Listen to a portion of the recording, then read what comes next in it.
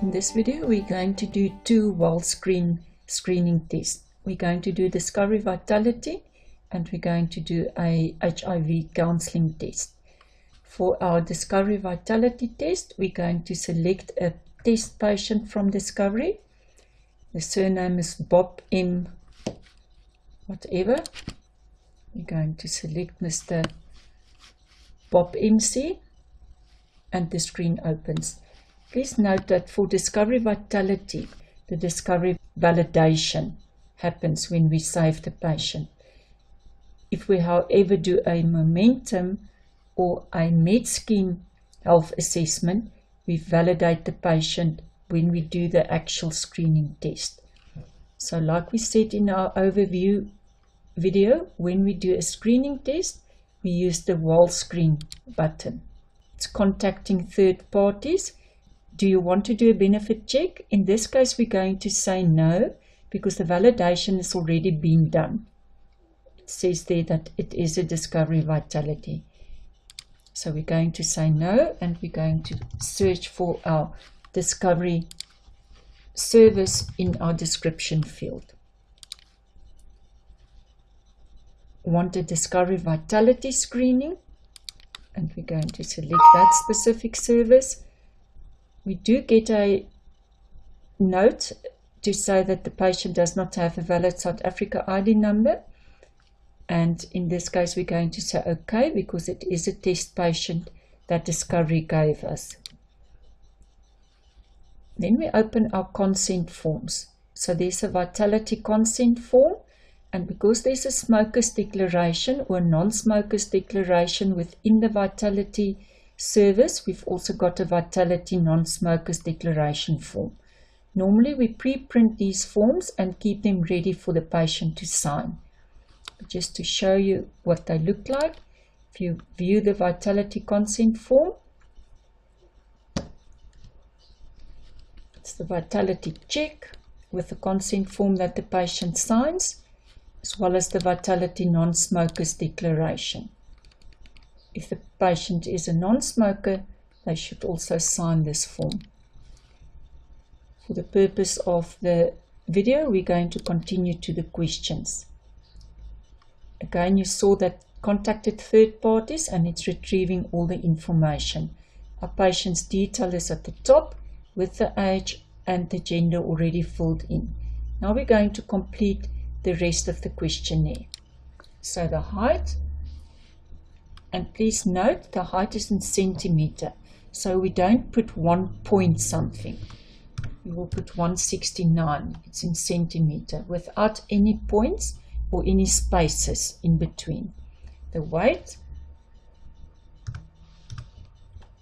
the waist, and you complete all the necessary fields. Remember to always scroll down to the bottom to ensure that you complete all the fields. The glucose. In the glucose and cholesterol measurements, you may add a point, because there we need specific measurements. You can also use your tab key to go to the next field. You don't need to use your mouse every time. So let's give him a cholesterol, give her a cholesterol of 4.5. When was the last meal? Are you a smoker? In this case, we're going to say no. And note the drop-down menu. There are different options when there's a drop-down menu.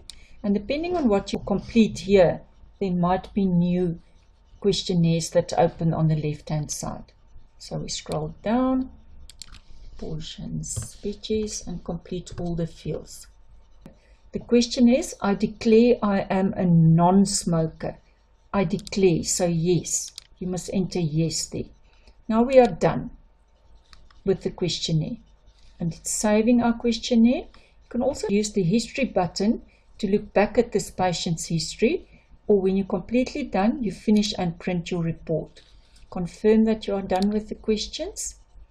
As we're doing our biometric switching in real time, it's uploading these results immediately to the Discovery website. When the system uploaded all the data and sent it to Discovery, the Allegra risk report appears, which you can print and discuss with your patient or mail to your patient with all the indicators, as well as the Discovery Vitality report. And the moment that you see this report, you know that it's been successfully sent to Discovery. Discovery allocated the patient's points immediately and they sent the report back. You can print and discuss this report with your patient as well, or email it to your patient. Next, we are going to do a HIV test for this specific patient. The HIV test is also a screening test, and therefore we're going to select the WellScreen icon again. We're not going to send this data currently to any third party, and therefore we're not going to do a benefit check. So we search in the description field for our HIV test, and all the different HIV tests from all the different medical aids appear. However, we just want to do a normal WellScreen HIV test. For any HIV test, there is a consent form which we will pre-print and which the patient will sign before we conduct the test. For the purpose of this training, we continue to the questions now. Just ensure you answer all the questions. Has HIV testing been done? Yes. Who is the user that's doing the test? Did the patient give written consent? And you continue completing all the questions. Enter the batch number, enter the expiry date of your screening test, and you are done. When you're completely done, we can finish and print our reports, confirm that we are done with the questions, and the results are uploaded to the patient's profile. If we're finished with this patient now, we can save our consultation. When we save our consultation, our end of consultation invoice appears, which we can now either print and give to the patient, or we can still change the ICD-10 code. We can change a line date if needed. We can change a price. We can change a quantity. We can add stock if we did use stock, like needles and syringes that are not included in the screening test. We can add those. We can add another service, or we can just simply print our invoice for the patient, where all the detail is here. Medical aid detail, the main members detail, our branch with BHF number, etc., as well as what was on the invoice and a barcode to scan at point of sale. In our next video, we are going to do a primary healthcare service for our patient.